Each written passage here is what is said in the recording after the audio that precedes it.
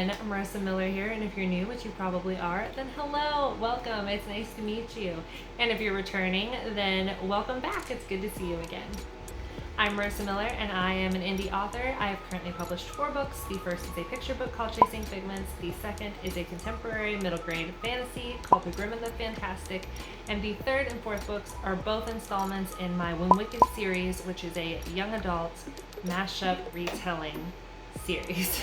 All these books are available on Amazon, BarnesandNoble.com, and other online book retailing sources if you're interested in checking them out.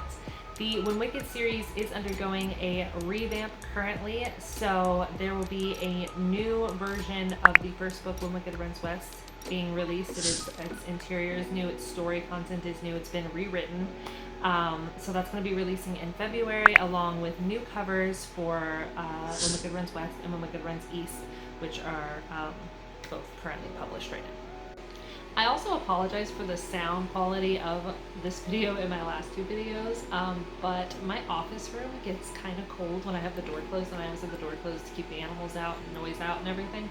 So I have to keep my little space heater on, and it always kind of gives this weird background noise. But when it warms up, that won't be an issue either. So just ignore it, tune it out, and bear with me. Today I wanted to talk about Imprint, and I'm starting my own Imprint name, and I wanted to reveal that here and also talk about kind of my background, how I got to that point, some good advice and bad advice I was given about it, and yeah, I guess just kind of how imprints apply in the self-publishing world. What is a publishing imprint? An imprint is a trade name that publishing companies will release books under. Lots of big traditional publishing houses will use imprints. It's kind of almost like a branding tool for them. They will publish certain books under certain imprints for like certain brands and things like that that fit into those target audiences and whatnot. In self-publishing, imprints are often used as a way to kind of give credit and weight and validity to a self-published work, because there is still, unfortunately, a large stigma about self-publishing, and that the books are not as high quality, or they're not real books, I guess, because they weren't published traditionally. So sometimes people will see that a book is self-published and they will choose not to read it purely based on the fact that it was self-published. Self-published authors, it's detrimental to them and being able to get their books out and viewed and everything. So while some authors will just publish directly under their own names or whatever, others will create an imprint in order to have it be an umbrella of like a title, basically a name for their own publishing company of one, essentially. So basically, the reason why I'm doing an imprint is previously in my history, I self-published with a hybrid press, which is a combination of self-publishing and using services, and almost like a small house press where they do all the self-publishing steps kind of for you, and you pay them to do that for you. And with that, you get their company name like on your book and stuff. So I did that with Gatekeeper Press, which is a hybrid self-publishing company that was an excellent company to work with. I stopped working with them only because they took away the publishing package that I used.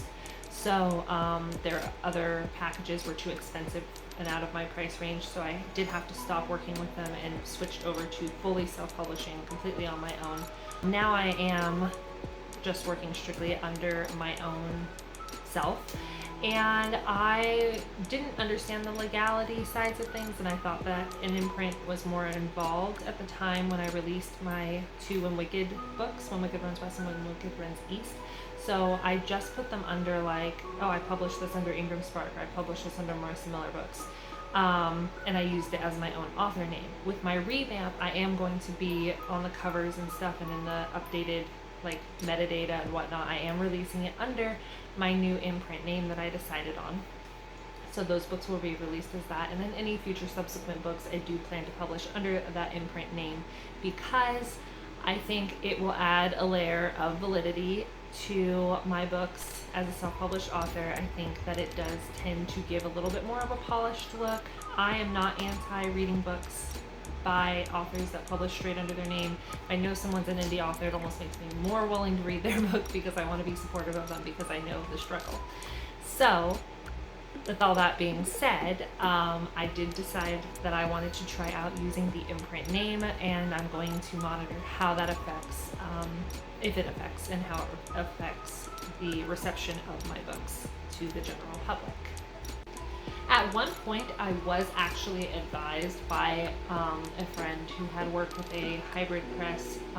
When I'd asked about imprints initially, he had said, "Oh no, don't do an imprint. That makes you look unprofessional and stuff because it's not like a legit company and whatever." And so that intimidated me from using an imprint until I looked into it further, and I realized that that actually wasn't necessarily true, and the reason why people end up using imprints and stuff, and how that actually helps authors, self-published authors. And so I ended up realizing that that advice was not really applicable, and that I was going to try it out anyway.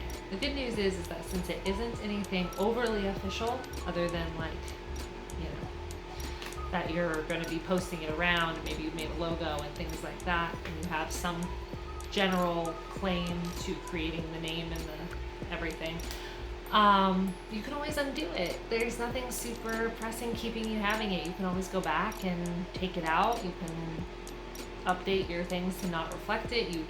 There's always a way to undo it. You're not stuck with it. You're not married to it. So if for some reason it turns out to not yield positive results for you, or is detrimental in some way, you can undo it. So that's the good news for that.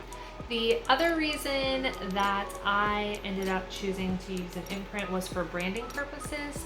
And basically, I have had kind of a hard time with the concept of branding, as in branding myself, the person, the author, Marissa Miller, and coming up with like what that brand is. And although I've done the steps to do that, there's something about it that just is a little bit like, I don't know, hard for me to plan around and really like grab onto. So by picking an imprint to embody the brand that I'm wanting to present with my books, I think it's going to be more helpful for me in my endeavors this year to take a more serious, business-minded approach to my self-publishing business, and to present in a more marketable way and everything. So I just think it's going to be more marketable for me to be able to take the publishing name rather than an actual, like, myself as a person, and branding the publishing name, the imprint name, as opposed to myself, because I don't know, I have too many moving parts. That's too much for me. So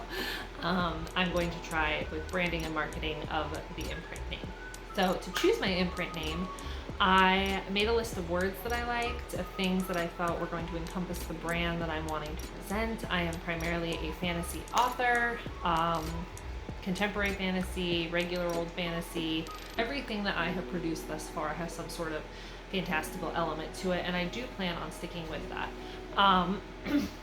I like fantasy and whimsy, and that's kind of my thing. So although there are varying levels, I think, of depth or darkness or light or different story concepts and stuff, the common element is more so the fantastical element. So when I was listing out words, I kept that in mind. And then I started kind of coupling them together, pairing them with things like with the word like publishing or press at the end. And I had a few different contenders.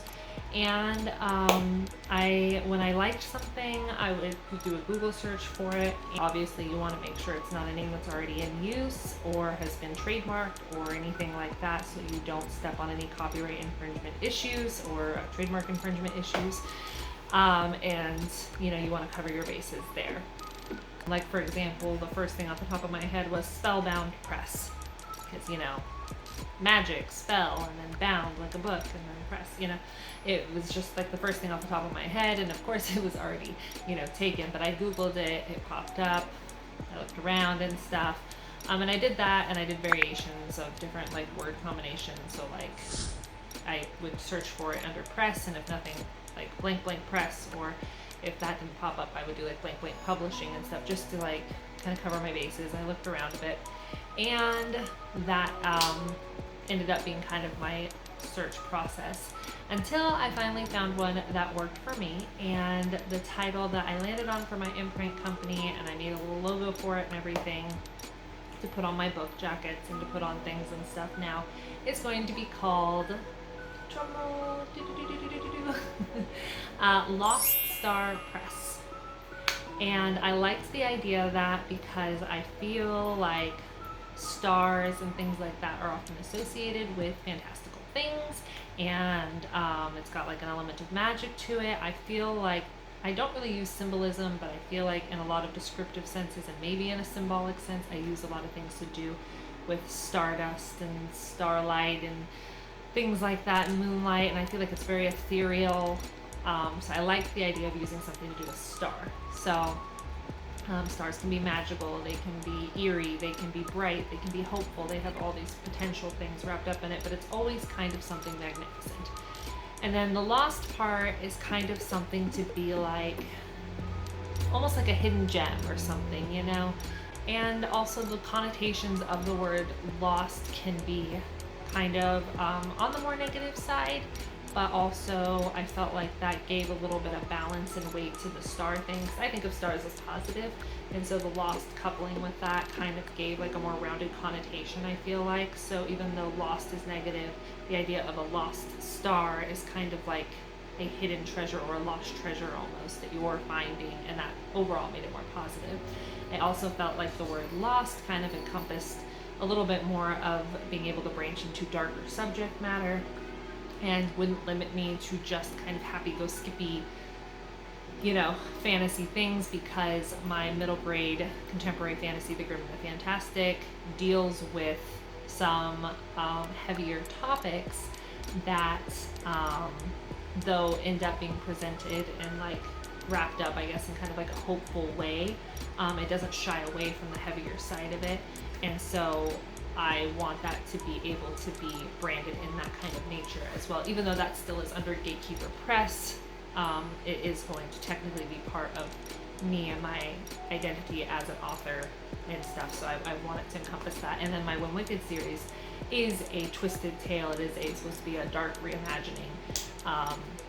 And I want to have the room to do with that, as I will. And then the series that I will be working on next is even darker, and so I just want to be able to have the room and the span in my branding to be able to go from happy-go-skippy if I want to, or kind of simplistic and light to the darker things. And I feel like Lost Star really encompasses that and will give me that flexibility to be able to do that with branding and marketing. So that's why I picked those things. And then I designed my little logo. It's got a book, it's got a star, it's got the words, and it's good. That's kind of just how it went. I wanted to do something that would look good on the back of a jacket, or could be kind of put on the spine, nothing too big, nothing too elaborate or flashy. I didn't want the elements to compete with each other too much, so pretty simple, streamlined. I made it on Canva and then kind of took it over and tweaked it a little bit further into what specifically I wanted it to be. In Procreate? Yeah. So that's all the stuff about my imprint. So basically it's not like something that's going to be complicated. When I go to publish my books or to update my metadata, it's going to have this little section on there that fills out that says imprint name, and instead of putting Ingram Spark or Marissa Miller or Marissa Miller Books, I will be now typing in Lost Star Press, and that will just be kind of what it's listed under. As far as like a publishing company or an imprint name, it's going to appear under that Lost Star Press now. And I'm not receiving any money as Lost Star Press. I'm still receiving money as Marissa Miller. So I don't have to do anything that registers me to be able to receive money under a fake name. There's a registry for that and stuff. If I ever, for some reason, expanded into that world and I wanted to be able to receive money payments and invoices and stuff specifically to the imprint, then I would need to go further into doing like stuff more in the legal realm of like trademarking and getting registered under that like fake business bureau or something. I forget what it's called, and getting that squared away. But as of right now, it's pretty simple, cut and dry. I researched it all. I looked it up. Lost Star Press does not exist yet, so I'm going to establish that. and it's going to be popping up in my stuff here soon. So if you have any details about imprints that you want to share, or any experiences about imprints that you want to share, then feel free to leave a comment. And yeah, that's kind of all I have to talk about for this video, but I just want to say thank you for watching and listening to me. And again, if you liked this video, if you want to reflect that with a little thumbs up, that is always helpful. And if you are enjoying watching videos from me in general, you can consider hitting the subscribe button and the notification bell if you also would like to be notified when I post new videos. I am trying to be better about doing that this year, and I made a list of different videos to do. I've asked questions on Instagram about what kind of videos would be interesting to watch, so I hope to keep up on this as a more regular thing. So if you're interested in following along with that, be sure to hit the notification bell. Other than that, I think that's everything. So thanks for stopping by, and I will see you next time, hopefully.